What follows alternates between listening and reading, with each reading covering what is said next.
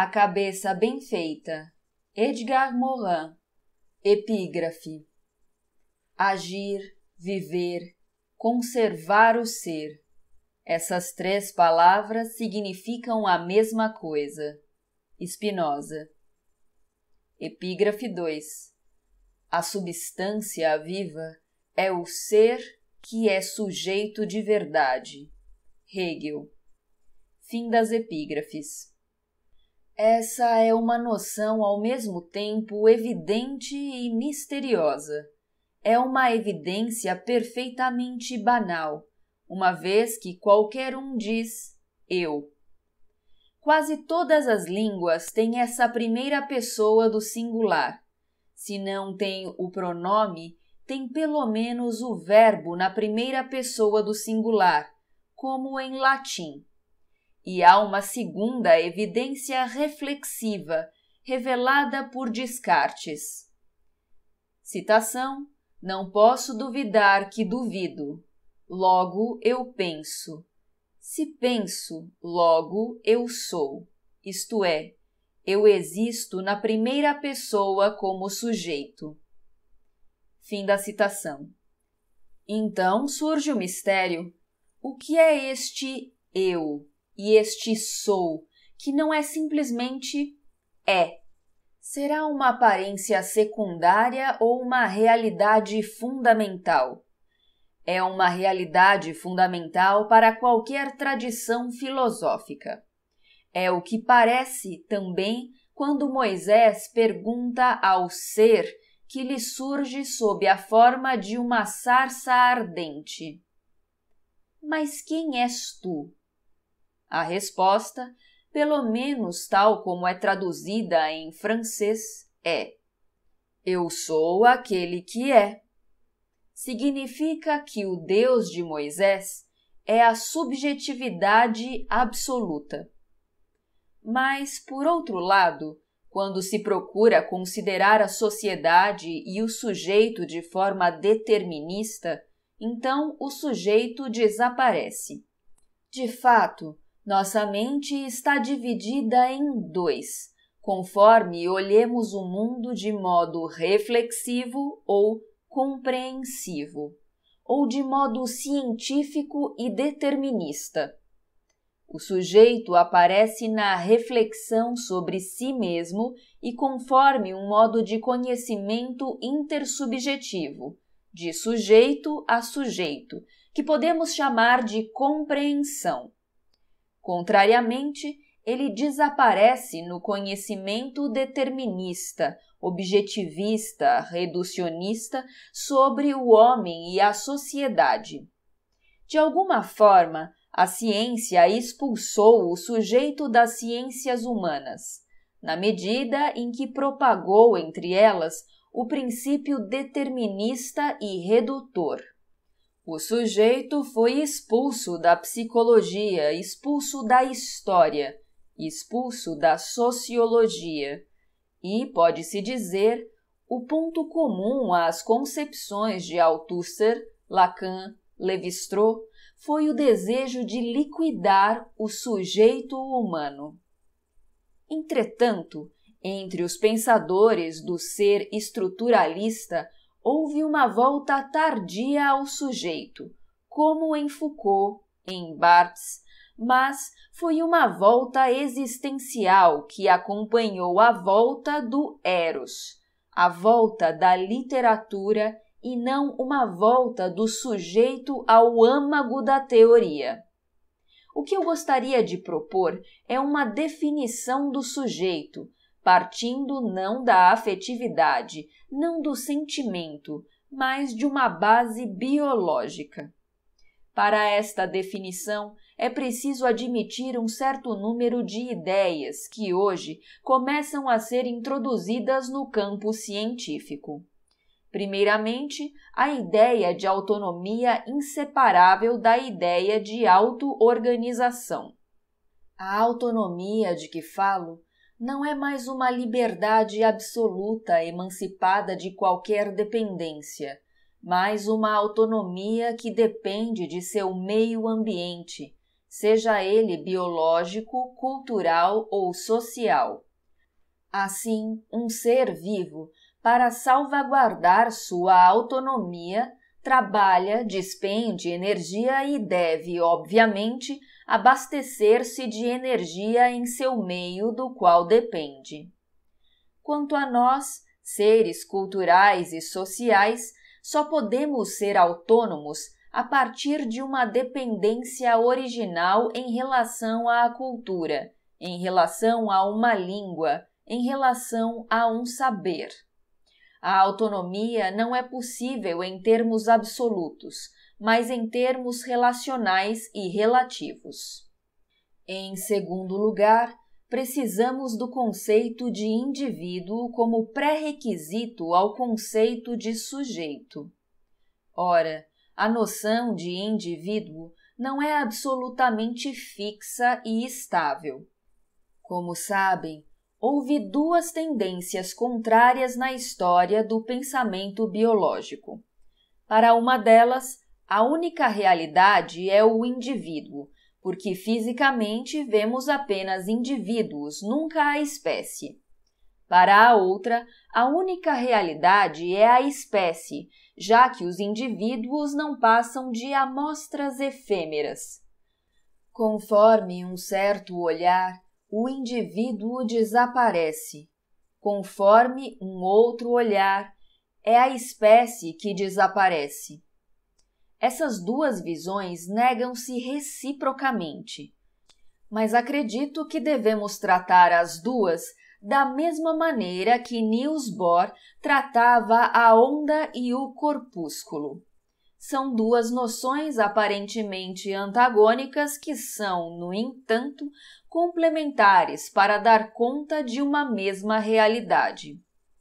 Eis, portanto, uma perspectiva que nos leva a procurar um elo complexo entre indivíduo e espécie, e podemos aplicar o mesmo raciocínio à relação indivíduo-sociedade. Do ponto de vista biológico, o indivíduo é o produto de um ciclo de reprodução. Mas este produto é ele próprio, reprodutor em seu ciclo, já que é o indivíduo que, ao se acasalar com um indivíduo de outro sexo, produz esse ciclo. Somos, portanto, produtos e produtores ao mesmo tempo. Assim também, quando se considera o fenômeno social, são as interações entre indivíduos que produzem a sociedade. Mas a sociedade, com sua cultura, suas normas, retroage sobre os indivíduos humanos e os produz enquanto indivíduos sociais dotados de uma cultura. Assim, temos agora uma noção bastante complexa da autonomia e do indivíduo. Falta-nos a noção de sujeito. Para chegar à noção de sujeito, é preciso pensar que toda organização biológica necessita de uma dimensão cognitiva. Os genes constituem um patrimônio hereditário de natureza cognitiva informacional da célula. Da mesma maneira, o ser vivo, seja ele dotado ou não de um sistema neurocerebral, retira informações de seu meio ambiente e exerce uma atividade cognitiva inseparável de sua prática de ser vivo. Ou seja, a dimensão cognitiva é indispensável à vida. Essa dimensão cognitiva pode ser chamada de computacional. A computação é o tratamento de estímulos de dados, de signos, de símbolos, de mensagens que nos permite agir dentro do universo exterior, assim como de nosso universo interior e conhecê-los. E isto é fundamental. A natureza da noção do sujeito tem a ver com a natureza singular de sua computação, desconhecida por qualquer computador artificial que possamos fabricar. Essa computação do ser individual é a computação que cada um faz de si mesmo, por si mesmo e para si mesmo. É um cômputo.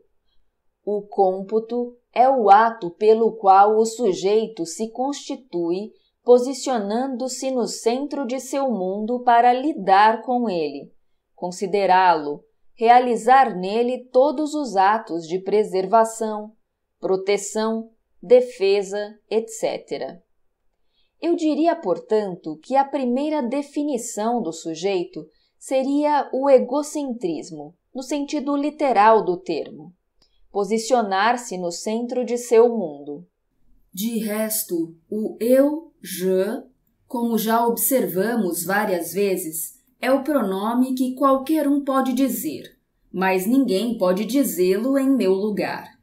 O eu, je, é o ato de ocupação de um espaço que se torna centro do mundo. E, quanto a isso, diria que há um princípio logístico de identidade que pode ser resumido na forma eu, je, sou eu, moi. Nota de rodapé. No original, je suis moi. A escola francesa de psicanálise costuma utilizar o je no sentido de instância psicanalítica encarregada de funções. O moi refere-se precisamente a uma representação da imagem que o sujeito tem de si mesmo, ou de seu sentimento de identidade, o ego. Aqui utilizamos eu maiúsculo como je e eu minúsculo para traduzir moi. Fim da nota de rodapé. Eu, je, é o ato de ocupação do espaço egocêntrico. Eu, moi, é a objetivação do ser que ocupa esse espaço. Eu, je, sou eu, moi, é o princípio que permite estabelecer a um só tempo a diferença entre o eu subjetivo e o eu sujeito objetivado e sua indissolúvel identidade. Ou seja, a identidade do sujeito comporta um princípio de distinção, de diferenciação e de reunificação. Esse princípio bastante complexo é absolutamente indispensável, pois permite qualquer tratamento objetivo de si mesmo. Quando uma bactéria trata de suas moléculas, ela as trata como objetos, mas trata como objetos que lhe pertencem, e trata de si mesma para si mesma. Eis, portanto, um princípio que, por esta separação/unificação do eu, je, subjetivo e do eu, moi, objetivo, permite efetivamente todas as operações. Este princípio comporta a capacidade de se referir ao mesmo tempo a si, autorreferência, e ao mundo exterior, exorreferência, de distinguir, portanto, o que é exterior a si. Auto-exorreferência quer dizer que eu posso distinguir entre o eu moi e o não eu moi, o eu e o não eu je, bem como entre o eu moi e os outros eu moi, o eu je e os outros eu je. Aliás, nós humanos temos dois níveis de subjetividade. Temos nossa subjetividade cerebral, mental, da qual vou falar. E temos a subjetividade de nosso organismo, protegida por nosso sistema imunológico. O sistema imunológico opera a distinção entre o si e o não si. Quer dizer entre as entidades moleculares que não têm a carteira de identidade singular do indivíduo e são rejeitadas, perseguidas, vencidas, enquanto as que possuem a carteira de identidade são aceitas, reconhecidas e protegidas. Portanto, a distinção radical imediata do si, do não si, do eu moá e dos outros distribui valores concomitantemente. Tudo o que vem do eu moá, do si, do eu je, é valorizado e deve ser protegido, defendido. O resto é indiferente ou combatido. Eis o primeiro princípio de identidade do sujeito que permite a unidade subjetiva/objetiva do eu sou eu e a distinção entre o exterior e o interior. Eu sou eu, esse eu sou eu, o último que falei, é no sentido de je suis moi. Há um segundo princípio de identidade inseparável, que é eu, je, continua o mesmo a despeito das modificações internas do eu moá. Mudança de caráter, de humor, do si mesmo. Modificações físicas devidas à idade. De fato, o indivíduo modifica-se somaticamente do nascimento à morte. Todas as suas moléculas são substituídas inúmeras vezes, assim como a maioria de suas células. Há modificações extremas no interior do eu moá, e chegarei a elas. A despeito disso tudo, o sujeito continua o mesmo. Ele diz simplesmente: eu era criança, eu estava irado, mas é sempre o mesmo eu, je. Ao passo que os caráteres exteriores ou físicos do indivíduo se modificam. Aí está o segundo princípio de identidade, esta permanência da autorreferência apesar das transformações e através das transformações. A esse respeito, chegaremos a um terceiro e a um quarto princípios. Um princípio de exclusão e um princípio de inclusão, que estão ligados de forma inseparável. O princípio de exclusão pode ser assim enunciado: se pouco importa quem possa dizer eu, je, ninguém pode dizê-lo em seu lugar. Portanto, o eu, je, é único para cada um. Vemos isso no caso dos gêmeos homozigotos. Não há qualquer singularidade somática que os diferencie. São exatamente idênticos geneticamente. Mas são não só dois indivíduos, mas também dois sujeitos distintos. É confortável ter uma cumplicidade, um código comum, intuições recíprocas, mas nenhum dos gêmeos diz eu, je, no lugar do outro. Este é o princípio de exclusão. Já no princípio de inclusão, é ao mesmo tempo complementar e antagônico. Posso inscrever um nós em meu eu, je, como eu posso incluir meu eu, je, em um nós. Assim, posso introduzir em minha subjetividade e minhas finalidades os meus parentes, meus filhos, minha família, minha pátria. Posso incluir em minha subjetividade aquele que amo e dedicar meu eu, je, ao amor. Seja a pessoa amada, seja a pátria comum. Evidentemente, existe antagonismo entre inclusão e exclusão.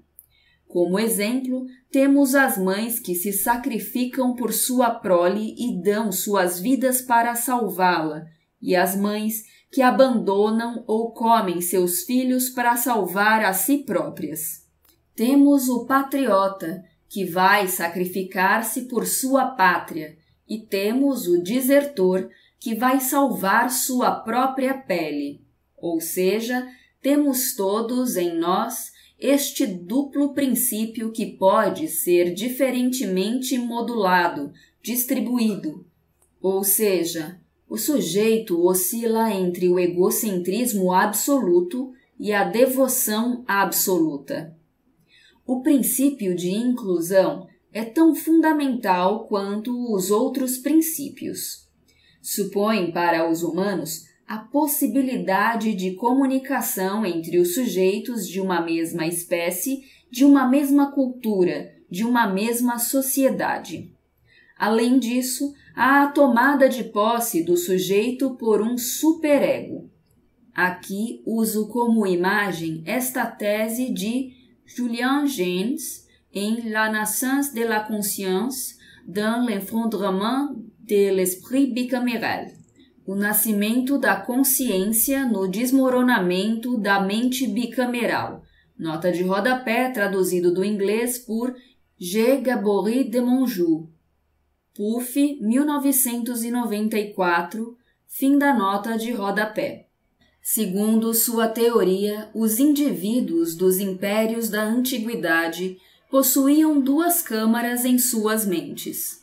Uma câmara era a da subjetividade pessoal, das ocupações, da família, dos filhos, de tudo o que lhes concernia enquanto indivíduos privados. A outra câmara era ocupada pelo poder teocrático político, pelo rei, pelo império, e quando o poder falava, o indivíduo sujeito era possuído e obedecia às injunções desta segunda câmara. E, segundo Jaynes, a consciência nasce no momento em que se abre uma brecha entre as duas câmaras, que, assim, pode se comunicar. Então, o indivíduo sujeito pode dizer a si mesmo: mas o que é a cidade, o que é a política? E, eventualmente, tornar-se cidadão. É preciso destacar aqui algo de muito importante. No eu sou eu, je suis moi, já existe uma dualidade implícita. Em seu ego, o sujeito é potencialmente outro, sendo ao mesmo tempo ele mesmo. É porque o sujeito traz em si mesmo a alteridade que ele pode comunicar-se com outrem. É por ser o produto unitário de uma dualidade, reprodução por cisão nos unicelulares, por encontro de dois seres de sexos diferentes na maioria dos seres vivos, que ele traz em si a atração por um outro ego. A compreensão permite considerar a outro não apenas como ego alter, um outro indivíduo sujeito, mas também como alter ego, um outro eu mesmo, com quem me comunico, simpatizo, comungo. O princípio de comunicação está, pois, incluído no princípio de identidade e manifesta-se no princípio de inclusão. Como consequência do princípio de exclusão, há sempre uma incomunicabilidade do que existe de mais subjetivo em nós. Mas, graças à linguagem, podemos comunicar pelo menos nossa incomunicabilidade. Podemos, pois, enunciar que a qualidade própria a todo indivíduo sujeito não poderia ser reduzida ao egoísmo. Ao contrário, ela permite a comunicação e o altruísmo. Claro, o sujeito possui também um caráter existencial, porque é inseparável do indivíduo que vive de maneira incerta, aleatória e acha-se do nascimento à morte em um meio ambiente incerto, muitas vezes ameaçador e hostil. Agora, posso me referir a esta ideia de MacLean sobre o cérebro do ser humano. É um cérebro triúnico. Tal como a Santíssima Trindade, há 3 seres que são distintos, sendo simultaneamente o mesmo. Tal como possuímos um cérebro réptil ou paleocéfalo, que é a sede de nossos impulsos mais elementares, a agressividade, o cio, possuímos um cérebro mamífero com o sistema límbico, que permite o desenvolvimento da afetividade. Enfim, temos o córtex e, sobretudo, o neocórtex, que desenvolveu incrivelmente o cérebro do Homo sapiens e é a sede das operações da racionalidade. Temos, portanto, essas 3 instâncias. O interessante é que não há hierarquia estável entre as 3. Não é a razão que comanda os sentimentos e controla os impulsos. Podemos ter uma permuta de hierarquias e talvez nossa agressividade utilize nossas capacidades racionais para atingir seus fins. Há uma extraordinária instabilidade, uma hierarquia permutativa entre as 3 instâncias, mas o notável é que o eu, je, ora é ocupado pelo Dr. Jekyll, ora por Mr. Hyde. Nos casos de duplicação de personalidade, temos 2 pessoas inteiramente diferentes, que têm escritas diferentes, caracteres diferentes, às vezes até doenças diferentes, e a pessoa que domina é a que diz eu, je, isto é, a que ocupa o lugar do sujeito. E digo mais, o que chamamos de nossas mudanças de humor são modificações de personalidade. Não apenas desempenhamos papéis diferentes, mas também somos tomados por personalidades diferentes durante todo o percurso de nossa vida. Cada um de nós é uma sociedade de várias possibilidades, mas há este eu, je, subjetivo, esta espécie de ponto fixo que é ocupado ora por uma, ora por outra. Quando se observa a concepção clássica do eu, moi, ego, segundo Freud, esse eu, moi, nasceu da dialética entre o isso instintivo, que vem das entranhas biológicas, e o superego, que, para Freud, é a autoridade paterna, mas que pode transformar-se em um superego mais amplo. O da pátria, da sociedade, esse eu, moi, está em incessante dialética com o isso e o superego. Aí também há um problema de ocupação. Quando somos possuídos pelo superego, continuamos a dizer eu, je, da mesma maneira que dizemos eu, je, quando perseguimos fins meramente egoístas. Vocês dizem eu, je, quando estão mergulhados nas mais austeras operações intelectuais e dizem igualmente eu, je, quando se entregam às mais desbragadas brincadeiras eróticas.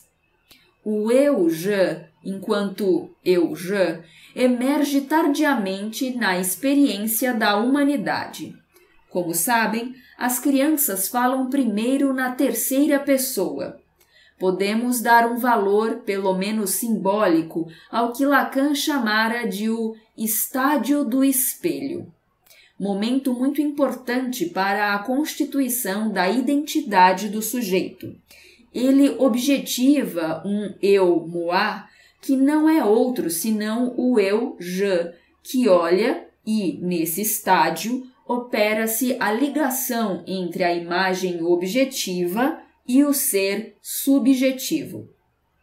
Em meu livro, O Homem e a Morte, insisti na forte presença do duplo na humanidade arcaica. O duplo, espectro objetivo e imaterial de seu próprio ser, acompanha-o incessantemente e é reconhecido na sombra, no reflexo. É o duplo que perambula nos sonhos enquanto o corpo fica imóvel. Esse duplo é, pois, uma experiência da vida cotidiana antes de ser um ghost, fantasma, que vai se libertar com a morte enquanto o corpo vai se decompor. O duplo é um modo cristalizado da experiência do eu sou eu, je suis moi, em que o eu, moi, assume a princípio justamente a forma desse gêmeo real mais imaterial.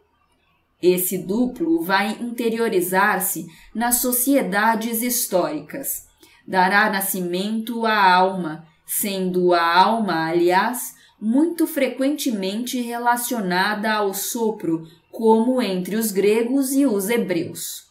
A alma, o espírito, são maneiras de nomear, de representar a interioridade subjetiva em termos que designam uma realidade objetiva específica. Podemos dizer de qualquer um: ele não tem alma. E compreende-se o que isso quer dizer. Portanto, temos diferentes modos de nomear essa realidade subjetiva, que para nós não está estritamente limitada ao eu-je e ao eu-moi, mas justamente nesta dialética entre o eu-je e o eu-moi. Assume a forma de alma e de espírito e ressurge com o que chamamos de a consciência. E é aí que a definição de sujeito que lhes proponho é inteiramente diversa da que define o sujeito pela consciência. A consciência, em minha concepção, é a emergência última da qualidade do sujeito. É uma emergência reflexiva que permite o retorno da mente a si mesma em circuito. A consciência é a qualidade humana última e, sem dúvida, a mais preciosa, pois o que é último é, ao mesmo tempo, o que há de melhor e de mais frágil. E, de fato, a consciência é extremamente frágil e, em sua fragilidade, pode enganar-se muitas vezes. Claro, a afetividade para nós está estreitamente ligada à subjetividade. A afetividade se desenvolve nos mamíferos dos quais herdamos a extrema instabilidade. Os macacos, por exemplo, têm temperamentos muito violentos, passam da cólera à mansidão, etc. Somos herdeiros da afetividade dos mamíferos e a desenvolvemos. A afetividade, portanto, está humanamente ligada à ideia de sujeito, mas esta não é a qualidade originária. Contudo, acredita-se, na falta de uma teoria biológica do sujeito, que a subjetividade seja um componente afetivo que deva ser abolido para se chegar a um conhecimento correto. Mas a subjetividade humana não é redutível à afetividade que ela comporta, tanto quanto não é redutível à consciência. Agora, é preciso examinar o elo entre a ideia de sujeito e a ideia de liberdade. A liberdade supõe ao mesmo tempo a capacidade cerebral ou intelectual de conceber e fazer escolhas e a possibilidade de operar essas escolhas dentro do meio exterior. Sem dúvida, há casos em que se pode perder toda a liberdade exterior, estar numa prisão, mas conservar a liberdade intelectual. O sujeito pode, eventualmente, dispor de liberdade e exercer liberdades, mas existe toda uma parte do sujeito que não é apenas dependente, mas submissa, e de resto não sabemos realmente quando somos livres. Então, há um primeiro princípio de incerteza, que seria o seguinte: eu falo, mas quando falo, quem fala? Sou eu-je só quem fala? Será que por intermédio do meu eu-moi e um nós que fala, a coletividade calorosa, o grupo, a pátria, o partido a que pertenço?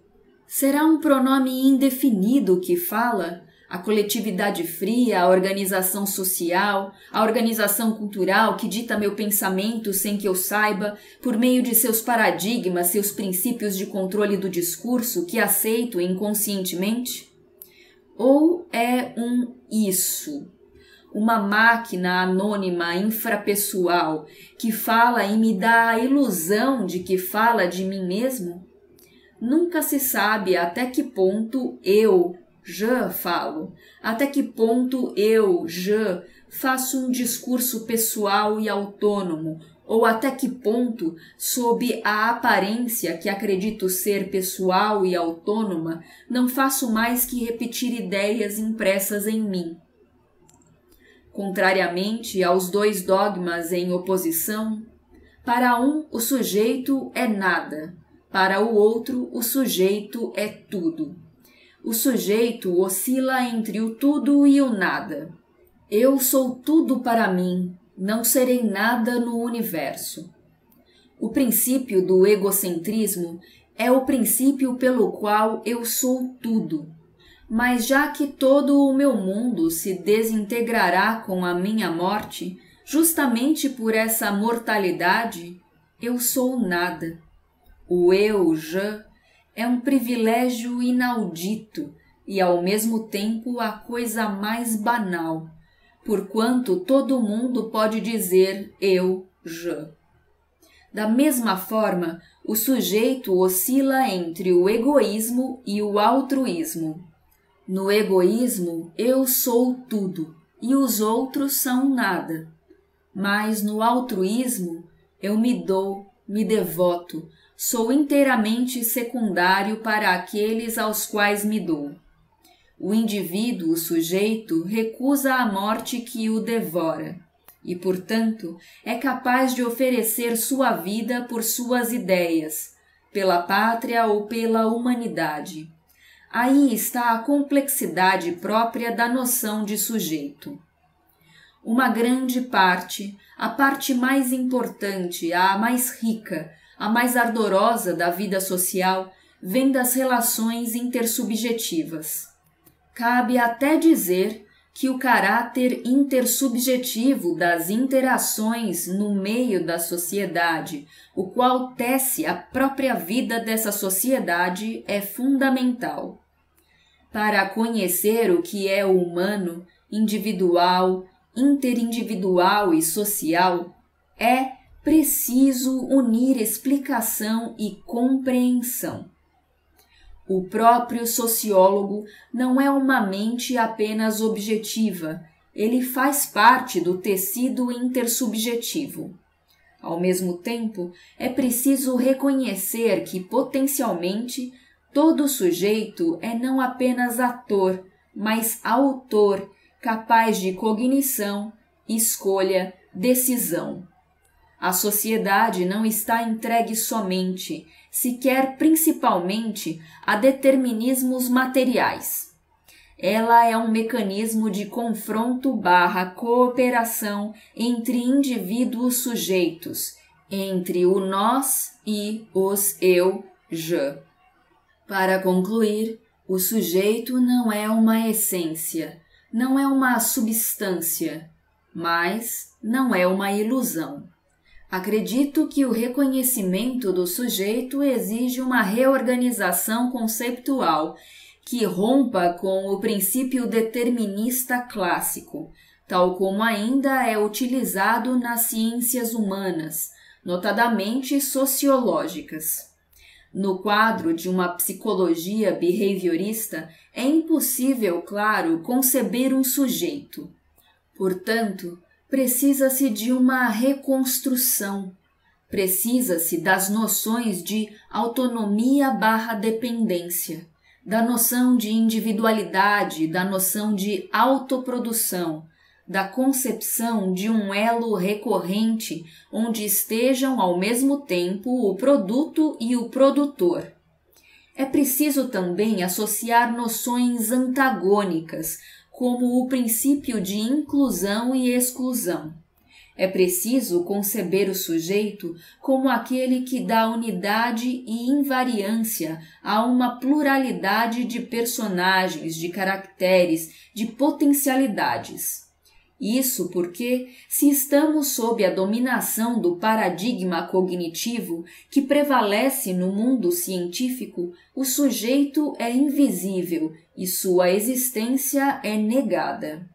No mundo filosófico, ao contrário, o sujeito torna-se transcendental, escapa à experiência, vem do puro intelecto e não pode ser concebido em suas dependências, em suas fraquezas, em suas incertezas. Em ambos os casos, suas ambivalências, suas contradições não podem ser pensadas sem sua centralidade e sua insuficiência, seu sentido e sua insignificância, seu caráter de tudo e nada a um só tempo. Precisamos, portanto, de uma concepção complexa do sujeito.